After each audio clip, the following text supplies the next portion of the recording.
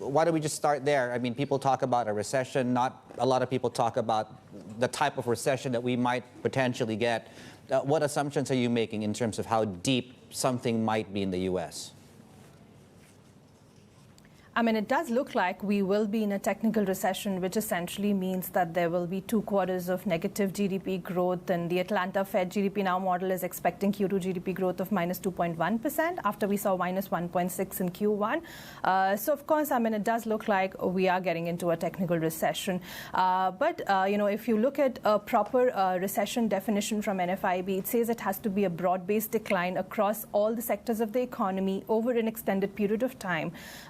So our base case is that we are not going to see something as deep as that, and there will be pockets of opportunity in the U.S. economy still. And the bigger concern, the bigger monster to handle will still be inflation, and central banks will have to continue to be aggressive to fight that.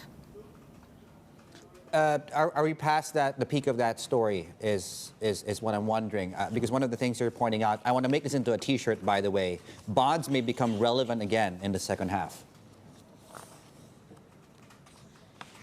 Absolutely. So our sense is that, as you've seen, that the Treasury yields have been pretty much capped over the last few weeks. And even with the Fed raising rates in July, possibly by 75 basis points, we might see some further uptick in the yields. But more or less, the markets are now battling the story around where inflation remains high. But at the same time, we are starting to price in a recession for next year. So the room for yields to go up from here remains pretty limited, because of which we do think that, in contrast to the story that we've seen in the first half of the year, where equities and bonds have been in a coordinated sell-off, H2 may be a time where you see a divergence between the two, and equities continue to be sold off further because of earnings disappointments, because of recession fears. But bonds will certainly provide some stability in the portfolios now. The outlook for China is a bit more mixed and certainly different. Does that mean we could see the potential for further recovery? In terms of China? Yes.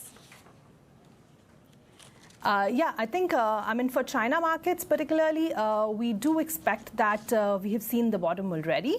But again, the path is going to be a bit more patchy from here, because there remains a risk of some targeted lockdowns into the end of the year until next year, perhaps. Also, in terms of the regulatory cloud, we do see a lot of these targeted support measures coming from the authorities right now. But we can never be completely over with that regulatory hassles in China. And that means that you've got to be cautious with that market. When it comes to the RBA decision, has 50 basis points already been priced into the markets, and are we likely to see any kind of sustained rally into the Aussie dollar? So the Reserve Bank of Australia is actually in a tricky situation where, of course, if they go for a 25 basis points, that's dovish. If they go for a 50, it's as expected. So they really need to go beyond that, and they could potentially even move by a 75 basis points to surprise the market. So my sense is, even if they go beyond 50 basis points, the support that they will provide to the Aussie dollar would be a knee jerk and would be reversed, I think, in due course of time, because the Aussie dollar is now more sensitive to the global risk sentiment rather than being dependent on the domestic developments in Australia. Charu, I guess final question. We're moving into the second half of this year. Sometimes it can be very simple. Do you think stocks will be higher by the end of this year compared to current levels? Stocks, I think, like I said, there's a lot more disappointment to come. There's earnings season later this month where, you are likely to see a lot more disappointment. Analyst ratings are still pretty high compared to what the companies have been guiding for. So my sense is, of course, the equities are going to go down from here.